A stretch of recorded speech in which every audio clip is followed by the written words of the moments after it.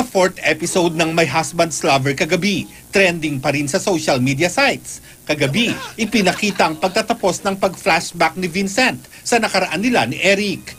Pero kahit inaalala pa rin ang high school boyfriend, tuloy-tuloy ang pag-inog ng kanyang mundo bilang mister ni Lali. Pero ano kaya ang gagawin ni Vincent pag nalaman na nagbalik bansa na si Eric? Magkikita na kaya silang muli? Kaninang umaga, pati ang unang hirit barkada, kilig na kilig nang dalawin sila ni na Dennis Trillo at Tom Rodriguez na gumaganap bilang Eric at Vincent. At ang studio, halos na puno rin ng fans nila. Nakaya pa kayong dalawa? Nakakatuwa na hindi namin na-expect na ganito kabilis sisikat yung mga characters namin dun sa ginagawa namin show. No, di pa rin ako makapaniwala. Feeling ko parang akong nananaginip.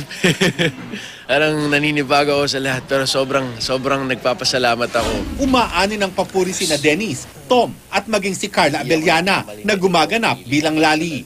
Marami rin ang humahanga sa acting ni Nakuli Desma, Glidel Mercado at Roy Vinzon. At first I thought I'd feel weird. Akala ko baka masiwa ko, mailang. Pero nung napanood ko, mas hindi ko nakita na si Tom yung pinapanood ko, si Vincent tsaka si Eric. Kaya kahit ako napaluha. Binibigyan namin yung buong sarili namin ng 100%. Kaya siguro nagiging effective yung mga ginagawa namin. At ngayon nga, may binuuna ang mga tagahanga nila na love team, ang Tom Den. Nakakapanibago, di ba? Nakakapanibago.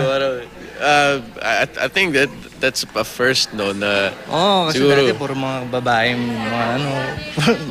Pero ngayon, di ba na eh? Alam, siguro, patunay lang yun na nag-work yung character namin, yung ginagawa namin. So, thank you. Lars Santiago, updated sa Showbiz Happening.